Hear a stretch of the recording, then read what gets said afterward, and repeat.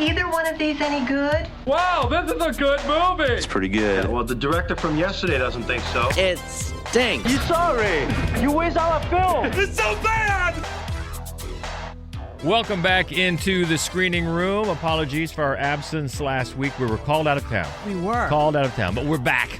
Back with some brand new flicks to check out, both in the theaters and on streaming. So let's get at it. She is Hope Madden. He's George Wolf. And we are from madwolf.com. Let's start with the latest Marvel release. Cassie Webb is a New York paramedic who begins to demonstrate signs of clairvoyance. Forced to challenge revelations, she needs to safeguard 3 young women from a deadly adversary who wants them destroyed. It's Madam Webb. You don't think this is weird? How we're all connected? It's honestly like the least weird thing that's happened all day. What do you want from me? I have no idea what those girls are called. Why don't you want from me? I think he can see into the future. What are you wondering? He's trying to change what happens. Julia, get down! Why aren't you scared of me? Why do you care for me? Your future was almost so different. Where do we go? If you want to live, you have to trust me. Get ready. Now!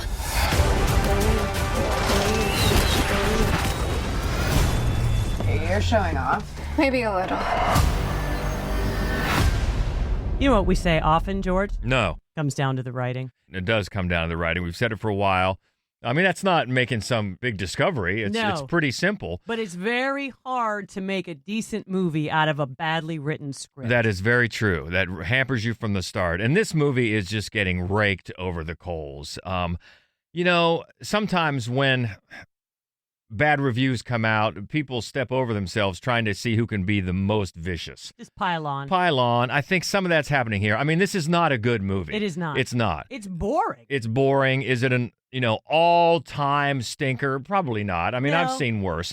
But it's from the writers of Morbius. That's, so, boy, how did they get another That's job? the first thing. I mean, you look at the resume of a couple of these writers, and first of all, Gods of Egypt. Now that was one of the worst movies I'd seen in many a year. Yeah. And then Morbius. Yeah. Yeah. So not Which is, not good. One of the one that you point to as being an unexpected catastrophic bomb in terms of superhero movies. It is curious. So that's where it starts. The script here is a problem.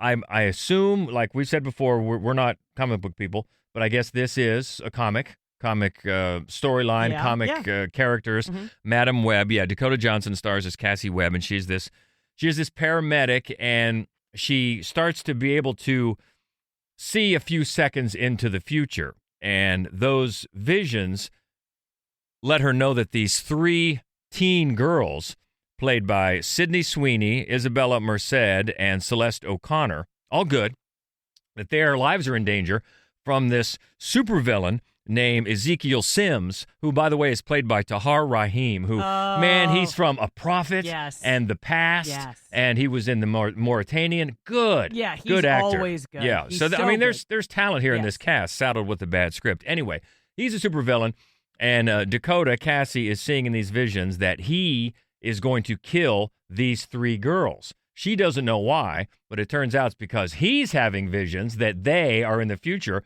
going to kill him. So he wants to kill them first. And what Dakota doesn't know is that supervillain has some connection to her mother, who years ago, when she was pregnant with Dakota, was studying these super powerful Peruvian spiders when she mysteriously passed away. So you got all that going on. Cassie doesn't know that, but we all know that from the really bad trailer. Yeah, that's part of it. So she knows right away. She gets a bond. She starts forming a bond with these teen girls, although they really don't. They kind of know her from passing encounters, but they start trusting her a little bit more because she gets them out of deadly situations, and they don't know why this guy is trying to kill her. So you get a lot of that. Now, this is an origin story, so one of the inherent drawbacks for a lot of origin story movies is the amount of exposition. Yeah. You have to set up the background of these characters, and not too many people. It's not like a Batman or a Superman. We don't really know Madam Webb, most of us, so we have to learn about it. And boy, a lot of it is just, you get really convenient visions where she's just told everything, every question that she might have. Oh, let's get a vision and tell everybody what we need. Pretty convenient, and a lot of the dialogue is clunky. I think Dakota Johnson is pretty good in this. She's one of the best things about the movie because she becomes, I mean, she's not that old, but she becomes a bit of a mother figure to these teenage girls, and I think she's kind of like, oh, am I old enough to be a mother figure to these teens? So you get that sort of attitude about it, and then she handles it well and handles it very naturally. But yeah, the big problem, not a lot happens as far as you come to a superhero movie and you're looking for action, superhero action. There's not a lot of it. I mean, the villain comes to kill these girls and Cassie manages to get them out of it, but you're expecting at some point for everybody to get in their suits that you see in the trailer. It really doesn't ever happen until you get to the very, very, very, very end and you're looking ahead into the future. What I think they're probably trying to set up a franchise for later. We'll see this later. You don't get it now. And you also don't get, surprisingly, I think, you don't get anything in the credits because if you're paying attention, and you really don't have to pay attention that closely, but they set up a major revelation, I guess, that will tie this directly in with the Spider-Man franchise. And that's why this is set in the early 2000s. Another convenient thing is you don't have to worry about smartphones too much. They were just coming out in the early 2000s. It's not a deal well everybody had one. So that's always nice for a movie when you don't have to deal with that problem. Yeah. But also there's another reason why that would be important. But they don't. I expected that to come in the credits. They're just going to go ahead and say and give away what is pretty apparent, but they don't. Which is funny because it is very unusual for a Marvel film not to have any stingers. Yeah, it is. And this has none. It doesn't. And again, the cast is pretty solid with Dakota at the top. And then Adam Scott plays her partner, who is her partner in the paramedics. And then you've got his sister is played by Emma Roberts, and she's pregnant at the time. And again, this is a part where she's probably going to play more of a role in the next movie, if there is one, because you wonder, Emma Roberts doesn't have much to do. And then also you've got Zoisha Mamet, who just plays this assistant of Ezekiel Sims, the villain, and all she does in the entire movie is sit, it looks like maybe in his apartment or his office, in front of this massive bank of computer screens, just surveilling everyone so he can try to find these 3 teenage girls to kill them. That's the only thing you ever see her character do. So there's just a lot of problematic storytelling. Yes. Very convenient, very lazy for a superhero. Yeah, just boring. Yeah. Just boring. It's just boring. It also, I don't think it looks great. Now, I will say maybe this was in the screening that we saw, and this bugs me. You know, I catch this and it bugs the crap out of me. The audio track was just a half a second behind. Yeah, that probably was our screening, probably, but you never know. I don't want to, cast aspersions on the entire film because I doubt that. But at least in our screening, it was. And boy, that just drives me batty. So, but yeah, just the main thing. I mean, one of the worst things I guess a movie can be, especially a superhero movie, is boring. And this one just is. It is. Just not enough happens. And they're really just hoping that you're interested enough to come back for the next one, which may or may not happen, I bet depending. It doesn't. Probably not. Not like there's going to be a Morbius sequel. That's true. but yeah, again, another case, a real classic case of it all starts with the writing and how this script got the go-ahead. That's the biggest problem. S.J. Clarkson is the director, but man, it all comes back to the script, and this is not a good one, and this smells like a stinker, unfortunately, and that is Madam Web. It is out in theaters now. Let's stay on the big screen and lively up ourselves. This is the story of how reggae icon Bob Marley overcame adversity and the journey behind his revolutionary music. It's Bob Marley, One Love. There's a war going on. Oh, I can't bring peace. I can't even get peace for myself. Rise up this morning, smile with the rising sun. Three little birds, it's by my doorstep. Sometimes the messenger has to become the message.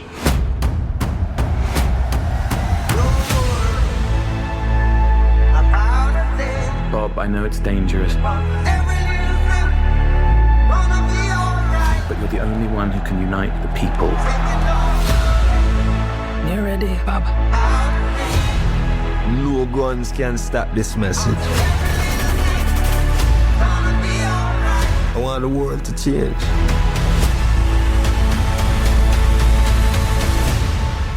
And that time is now. Let's begin by pointing out that there is a great documentary from Kevin McDonald from 2012, Marley, that you could check out if you are a huge fan or if this movie turns you into a big fan. Exactly. And I remember seeing that. It's about 3 hours long, and I think they released it again after 2012. So it's out there. It should be easy to find. But this is the narrative version, and the director is Ronaldo Marcus Green, who just did King Richard. He did. And you've got an executive producer, Brad Pitt. Yep. He's involved as well. And the Marley family is on board. Yes. Well, Ziggy Marley, Rita Marley, a couple of the other Marley children are all listed as producers. And on the one hand, that's nice to see because you don't want, you want to feel some authenticity. On the other hand, I think what comes with that, as it did in, for example, Bohemian Rhapsody, is the potential that the iconic lead sort of persona is going to be soft-pedaled a little bit. And exactly. That is the case here, I think. Yeah, and the biggest thing in a movie like this, you also want to guarantee that you can use the music. Now, anymore, you don't know. You can't automatically assume, well, the family owns the rights to the music because that's so often not the case anymore. But you need the music. Right. And but when you get the blessing of the family when they're involved, there is the danger of that. Yeah. Now, that's why it's one of the things that made the Elton John movie so nice because he was totally the other way. Yes, he was. You got to show, warts and all and make it an R-rated movie. And the movie was better for it. So much better.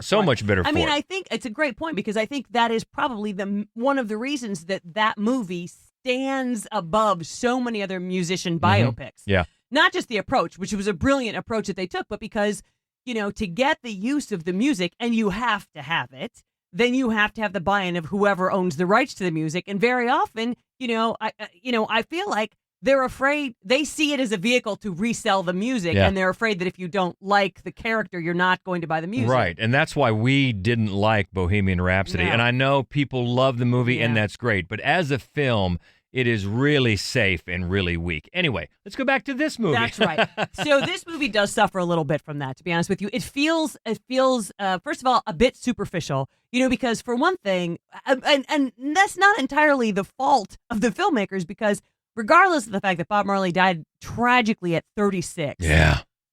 What all was packed into that 36 years is quite amazing. I mean, you would really have to cherry pick just to make it a manageable running time. So I understand that we don't get to see everything. I do. But so it's not so much that. And again, the music is great. It's great music. It reminds you of how great the music is. It absolutely makes you want to dust off your copy of Exodus. There's no question about that. And one of the things I appreciate the most about the movie is very often in films like this and biopics, there's a put upon wife role. Right. And it's really to sort of prop up the problems that the lead goes through. Mm-hmm. But in this case, that role went to Lashana Lynch, who is just ferocity She's in great. action in everything she does. And we haven't even mentioned Kingsley Benadir. He plays Bob Marley. Very good as well. And his approach is sort of all tenderness. So the two of them together, like the yin and yang, because she's all ferocious and he's all tender, and it's very very compelling in that way. And it is a massive ensemble. Everybody's quite good. But the only real issue, aside from the fact that, they can't cover everything sort of stunning that he went through in his life or that he was a part of in his life, but they definitely don't show a lot of rough edges. Mm-hmm. He comes off as being, a little bit almost sort of messianic. And I know that that's kind of what they were trying to say, because he is so much more important than people realize he was. Right. But he also had a lot of edges to him, and you don't see any of those. There's one part where he throws a little bit of a temper tantrum, but it's not that bad. It's like, it's really not. And so to me, that really is, I know it's done to be respectful, but I don't think it is respectful to not let a person show everything of who they are. It's like saying, we didn't like that part, so we're going to pretend it didn't happen, which is to say we don't respect all of it. Anyway, yeah, that's a very valid point. And going back to what we were talking about with Madam Web and the writing, this one benefits from a writing team that has a better resume. One of the writers, Terrence Winter, wrote on The Sopranos. He wrote The Wolf of Wall Street, wrote on Boardwalk Empire. So some quality there. So again, there's a couple other writers involved too, but you get a better start by having a better script, even if maybe they were limited in what they could write. We don't know that. We're just kind of assuming. But it always starts there. And even if it isn't one of those that gives you that full, totally well-rounded look at the person, i.e. a Rocket Man, it's still satisfying. Yeah, it is. It is. It's a nice movie. It's a lovely movie. And then over the end credits, there's a lot of actual footage of Bob Marley. There's more facts about his life and about his death. And it does, as I was leaving, the woman in front of me was crying. I mean, it is. Yeah. It's an emotional film. It's lovely. And again, the performances, especially Lashana Lynch, really impressive. And that is playing only in theaters starting this weekend. Bob Marley, One Love. Next up, a set of 3 films that we're glad to see getting a wide release this weekend. It's one of our favorites every year at this time. You get to see the Oscar-nominated shorts on the big screen. Every morning, our eyelids peel back to let in the sunlight.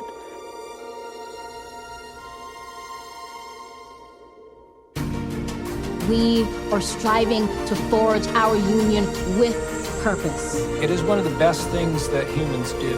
Because after all, we're all one big family. Banned books and burning books are the same. It just feels good to know that you have something that is yours that nobody can take away. And so we lift our gazes not to what stands between us, but what stands before us. This could change my life. Yeah, it's been really nice to see these get more exposure over the last several years. Just short films in general, because we've talked many times about back when we were kids and watching the Oscars, and they would give these Oscars to the short films, and always thinking, oh, how do I see these? Because they always look so delightful. I know. You'd see the little clip before they go, you're like, I want to watch that. Yeah, and so since then, now you've got Shorts TV out there, and in the last several years, they've been packaging these programs and getting them out to the big screen. So you can pick, the animated, the live action block, or the documentary block, and there's 5 Oscar-nominated shorts. And then if the running times of the 5 do not add up to feature length, you'll get a few more other great short films as well. Right. So, for example, in the animated block, there are 2 additional shorts you get to see. They're not nominated for Oscars. They obviously were on the short list. They're both spectacular. But all these programs are worth it. I mean, in the live action block, you'll see some familiar faces popping up. David Oyelowo is in one of them. Brittany Snow is in one of them. A couple of them, including the Brittany Snow one, brings a major twist. So even short films can do that. Yeah. Just turn your head around and pack a punch, and they're all good. The animated films, like you were saying, you expected the animated films to bring a little more frivolity than they did. Usually cartoons, at least some would be happy. Yeah, they're wonderful. They're brilliant. They have your Kleenex handy, man, because they are out for tears. And then you'll see the main film of the 3 that Wes Anderson did last year, The Wonderful Story of Henry Sugar. That's nominated. That one's delightful. It is delightful. And then you've got, in the documentary block, you've got some really informative films. The filmmakers that did the Oscar-nominated short Concerto as a Conversation, they're back this year. Another one revolving around music and a repair shop, a musical instrument repair shop in L.A. All of them are just wonderful. Yes, some are going to tug at your heart for sure. Oh, yeah. But they are really worth it. So if you really want a chance to see these, a rare chance to see these on the big screen, check them out. Hopefully they're in your area, but they're the Oscar-nominated shorts for live action, for documentary, and for animated. Big recommendation for all 3 this weekend. Got a family affair next on VOD. A father takes his estranged daughter on a road trip in an effort to get her out of trouble. Along the way, they meet all types of strangers as their strained relationship is put to the test. This is Bleeding Love. trust me, this path you're on, it's not worth it. What do you care? You're an addict. Guess who I've learned that from? I've been there, and my life started to slip away. I just couldn't stop. I didn't really know what it meant to be a father. But I would like to get to know you.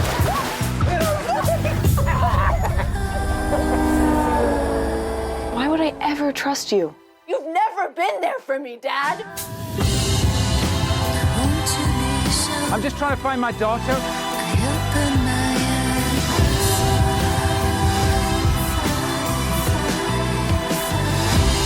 Live your life. There's something greater, something better. So this, playing the father and daughter on the road trip in this film, are father and daughter Ewan McGregor and Clara McGregor, which is quite charming. And Ewan McGregor his big smile just gets to me. I love him. And he does a great job. They have a great rapport, obviously. The movie strains a little bit. Christy Robb reviewed this one for us on madwolf.com. And, you know, she thinks they're just on a road trip, and he knows that he's taking her to rehab. And the reason that she needs to go to rehab is because he is a recovering alcoholic and addict. And so when she was little and a youngster, that's when he was at his most gregarious and fun. But that's, of course, when he was still actively addicted, which has clearly had an impact on her. So as great as they are in the car together, the film kind of strains credibility after a while, but it's still well worth seeing. And the two of them are great together. Yeah. And this is really the first time they've worked together in major roles, because she had a small part, I believe, in Christopher Robin a few years ago, but they're the leads, obviously, and she's had several acting parts before this, so it's kind of inevitable that would lead up to this. It's directed by Emma Westenberg, and one of the co-writers, Vera Boulder. She's got a small part in it as well. And soap opera fans will like to see Kim Zimmer is in this. Long time on Guiding Light, and she was the other friend, the very pivotal role in Body Heat. Remember that? Yeah, Kim Zimmer pops up in this too. So exactly. Wink, wink, nudge, nudge. But very interesting. And it